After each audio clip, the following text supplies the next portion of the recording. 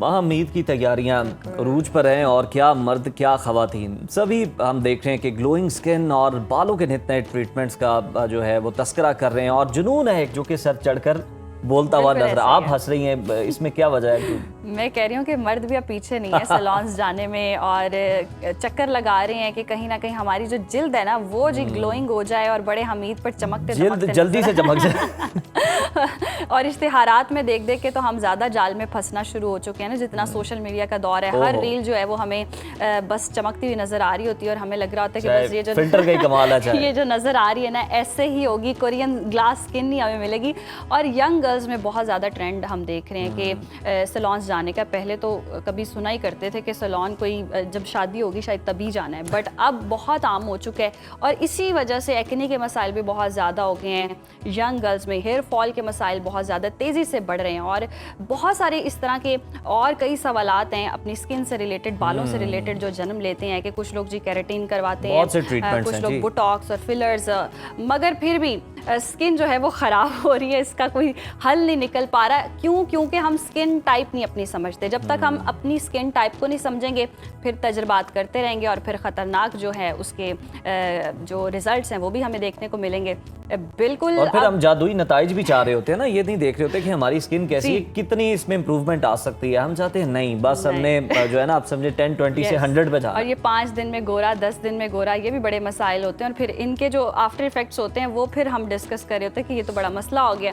तो इसी पर बात करने के लिए मारूफ डर्माटोलॉजिस्ट डॉक्टर अली हारून ने हमें ज्वाइन किया। उनसे जानेंगे जी जदीद मेडिकल साइंस में जो जिल्द है उसके जो मसाइल हैं उनको हल करने के लिए क्या तरीके मौजूद हैं। बहुत शुक्रिया आपके वक्त का। वेलकम टू सदाई रमज़ान।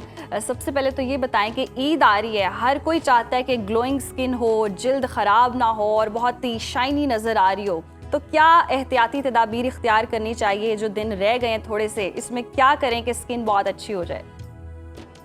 जी अस्सलाम वालेकुम। आई थिंक आप लोग ठीक ठाक होंगे। जी अल्हम्दुलिल्लाह।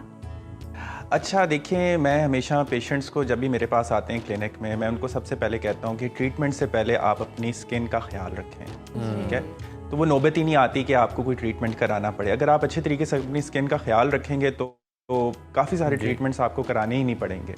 ठीक है, नंबर 1 आजकल आपको पता है समर्स हैं। ठीक है, समर्स में हार्श सोलर एक्सपोजर होता है। ठीक है, सन ब्लॉक मैं हमेशा पेशेंट्स को रिकमेंड करता हूँ कि सन ब्लॉक लाजमी यूज़ करें। बहुत सारे लोग हैं बहुत ज़्यादा केयरलेस बिहेवियर शो करते हैं टूवर्ड्स यूजिंग सन ब्लॉक। कहते हैं क्या है, कुछ नहीं, थोड़ा सा भी गाड़ी में बैठेंगे उसके बाद हमने यूनिवर्सिटी चले जाएंगे या हम लोग ऑफिस में चले जाएंगे, सन एक्सपोजर इतना है ही नहीं। मगर द थिंग इज़ दैट कि आप सन को अगर 10 से 15 मिनट भी एक्सपोज अपनी स्किन को कर लेंगे तो आपकी स्किन अच्छी खासी डैमेज हो सकती है उससे। अच्छा, हमें ये भी बताएं कि रमज़ान में पानी की कमी और जो हमने फ्राइड चीज़ें खाई हैं, खा भी रहे हैं, उसका कितना डायरेक्टली असर पड़ता है हमारी स्किन पर, और इस हवाले से सहरी और अफ्तारी के लिए खाने में क्या होना चाहिए कि हमारी स्किन भी उससे बेहतर रहे?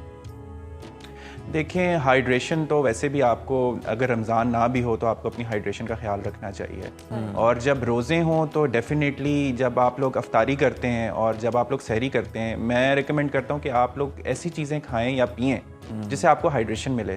ठीक है, rather than going for oily foods, ठीक है, उनको आप अवॉइड करें। ठीक है, ख़ास तौर पे जो लोग जिनको एक्नी प्रोन स्किन जिनकी होती है, ठीक है, उनको तो मैं कहता हूँ कि ऑयली चीज़ों से बिल्कुल परहेज़ करें।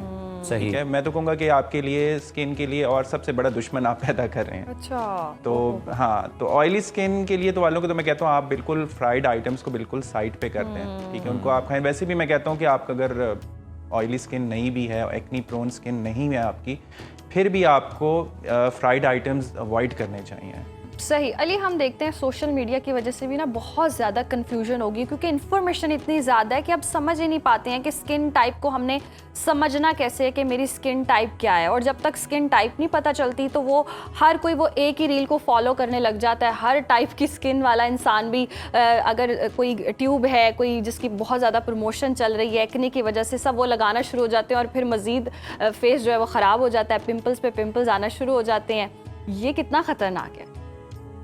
बड़ी अच्छी आपने बात की है। ज़्यादातर पेशेंट्स मेरे पास यही आते हैं, कहते हैं कि फ़लानी क्रीम हमने देखी थी सोशल मीडिया के ऊपर रंग गोरा करने के लिए। गोरा तो फॉर आपको शॉर्ट टाइम पीरियड के लिए वो कर देती है, मगर वो जो डैमेज आपकी स्किन को दे के जाती है उसके मतलब कि आप उसको फिर कम्पीट नहीं कर सकते। ठीक है, आपको एक तो मलाजमा उससे होगा, क्योंकि ये आजकल की जो क्रीम्स होती हैं आपको इंस्टेंट वाइटनिंग तो देती हैं, मगर इसके अंदर आपको पता है कि क्या इंग्रेडिएंट्स हैं, कितनी वो मरकरी का कंटेंट बहुत ज्यादा है। Mercury, yes I was about to quote it, mercury डालते हैं जिसकी वजह से स्किन आपकी इंस्टेंट आपको वाइटनेस तो मिल जाती है, मगर जब वो वाइटनेस आपकी खत्म होती है स्किन तब तक आपकी डैमेज हो जाती है। और डैमेज इस तरह से होती है, आपको मलाजमा हो जाता है, आपकी जो प्रोटेक्टिव लेयर होती है स्किन की वो डैमेज हो जाती है। ठीक है, जिसकी वजह से फिर आप जब सन में एक्सपोजर करते हैं, ठीक है, तो स्किन आपकी इतनी सेंसिटिव हो जाती है उस वक्त कि ज़रा सा भी आप सन एक्सपोजर, बेशक आप सन ब्लॉक भी यूज़ कर रहे होंगे, सन ब्लॉक भी आपके लिए फिर वो काम नहीं करेगा। अच्छा अली, हमें ये भी बताएं कि आगे गर्मियाँ जो हैं वो आ गई हैं, बस समझें आप, तो ऑयली स्किन वालों के लिए आप क्या रेकमेंड करेंगे, उन्हें कौन सी प्रोडक्ट्स यूज़ करनी चाहिए? देखें, ऑयली स्किन वालों को तो मैं एक बहुत बड़ी मिथ है, लोग कहते हैं कि अगर ऑयली स्किन है तो आपने मॉइस्चराइज़र यूज़ ही नहीं करना। मैं मॉइस्चराइज़र और यूज़ करूँगी या करूँगा तो मेरी स्किन और ज़्यादा ख़राब होगी और ज़्यादा ऑयली हो जाएगी, ये मिथ है। ठीक है, फेस वॉश करने के बाद आपने अच्छा सा मॉइस्चराइज़र ज़रूर यूज़ करना है। हाँ, इसमें फिर आपके दो टाइप के मॉइस्चराइज़र्स आ जाते हैं, या तो आप ऑयल बेस यूज़ करें या तो आप वाटर बेस करें। ठीक है, रिकमेंड मैं करता हूँ कि जिनकी अगर ऑयली स्किन हो वो आप वाटर बेस की तरफ जाएँ। ठीक है।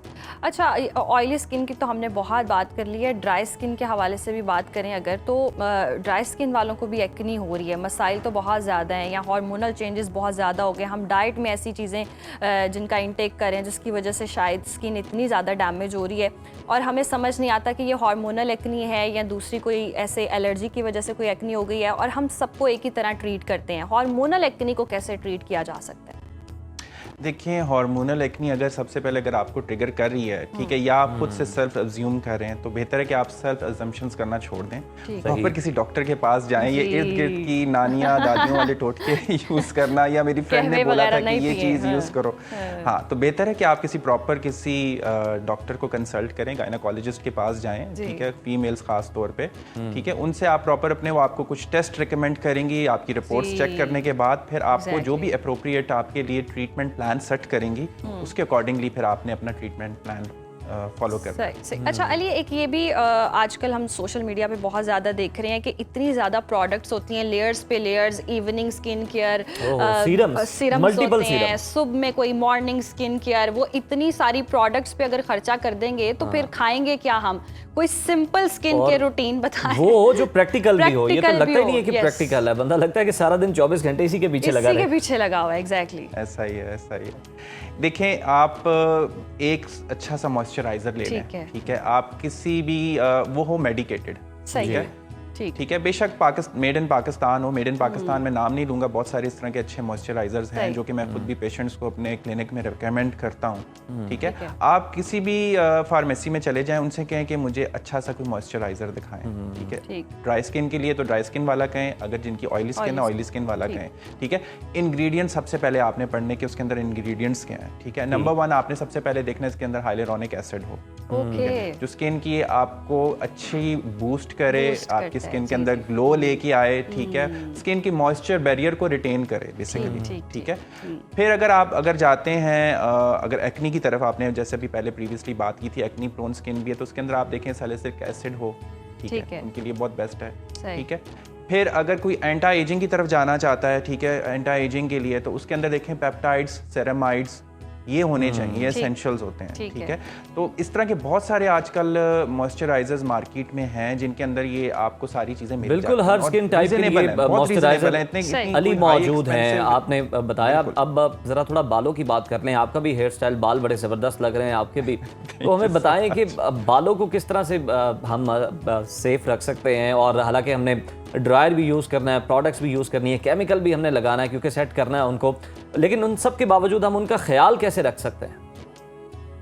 देखें, सबसे पहले तो मैं कहूँगा, जैसे मैंने पहले आपसे बात की थी स्किन से रिलेटेड, की डाइट अच्छी रखें। ठीक है, ठीक है, जब आपकी बॉडी अंदर से अच्छी काम कर रही होगी, ठीक है, उसके अंदर कोई डेफिशिएंसी विटामिन्स की, मिनरल्स की नहीं है, ठीक है, तो ऑफ कोर्स आपके बाल हेल्दी होंगे। फिर एक और चीज़ होती है कि जेनेटिकली भी होता है कुछ लोगों को, ठीक है। अब जिनको जेनेटिकली होता है कि उसके फिर उसका कोई इलाज नहीं, उसका ये है कि इलाज के आप ख्याल रखें बालों का, ठीक है। आप कोई क्लिनिकल ट्रीटमेंट्स लें, जैसे आजकल एक्सोसोम्स बहुत ज़्यादा, आई डोंट नो आपको पता हो या ना पता हो, काफ़ी सारे लोगों को पता होगा कि बहुत ज़्यादा हाइप है इसका, ठीक है।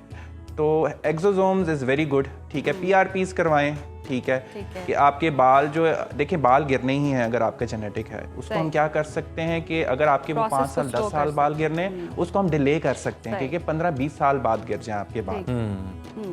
सही। अच्छा अली, हम स्किन की ही बात कर रहे थे, आप स्किन केयर बता रहे थे, वहीं से कंटिन्यू कीजिएगा। मॉइस्चराइजर और मॉइस्चराइजर के बाद हाँ, जी मॉइस्चराइजर की बात क्या? जी, आप स्किन केयर बता रहे थे ना कि अच्छा सा मॉइस्चराइजर ले लिया और फिर अच्छा सा सन ब्लॉक, और इसके साथ क्या हमने ऐड करना है? देखिए, अगर तो आप देखिए जितनी चीज़ें आप यूज़ करेंगे उतना ही अच्छा है। इंसान ने आजकल अपना बजट भी देखना होता है, सही जी। बहुत सारी चीज़ें होती हैं। अगर आप अच्छा सा सन ब्लॉक, एक अच्छा सा मॉइस्चराइजर जो आपकी स्किन टाइप के हिसाब से है, उसको अगर आप यूज़ करेंगे तो डेफिनेटली आपके जो भी गोल्स होंगे आप उसको अचीव करेंगे। सही, ठीक है। बाकी अगर आप अगर आपका बजट है, देन आप you can go for clinical treatments, ठीक है। इसमें फिर आपकी डिफरेंट क्लिनिकल ट्रीटमेंट्स आ जाती हैं, स्पेसिफिक एंटी एजिंग हो सकता है, एक्नी के लिए हो सकता है, अगर आपकी हाइपर पिगमेंटेशन है उसके लिए हो सकता है, हेयर के लिए हो सकता है, मल्टीपल आपके लिए ऑप्शंस हैं। ठीक है, वो मतलब सारी ऑप्शंस मौजूद हैं, आप अपने अकॉर्डिंग, स्किन टाइप के अकॉर्डिंग अवेल कर सकते हैं। बहुत शुक्रिया अली आपके वक्त का। और वाकई जी, जितने मसाइल स्किन के बढ़, वो हमारी डाइट की वजह से भी होता है। हम ऐसी चीज़ों का इंटेक कर रहे होते हैं, ऑयली चीज़ें खा रहे होते हैं, जिसकी वजह से बहुत ज़्यादा स्किन जो है वो एक्नी प्रॉन हो जाती है, और फिर हम उसके ऊपर ड्राई स्किन केयर इस्तेमाल कर रहे होते हैं, वो ज़्यादा ये बड़ा गलत है। मतलब हम अपनी स्किन टाइप को जाने बगैर जो चीज़ें इस्तेमाल कर रहे होते हैं, वो फायदे की बजाय उल्टा फिर हमें नुकसान ही दे रही होती है, क्योंकि उनका इस्तेमाल ही हम गलत कर रहे हैं। बिल्कुल ऐसा ही है।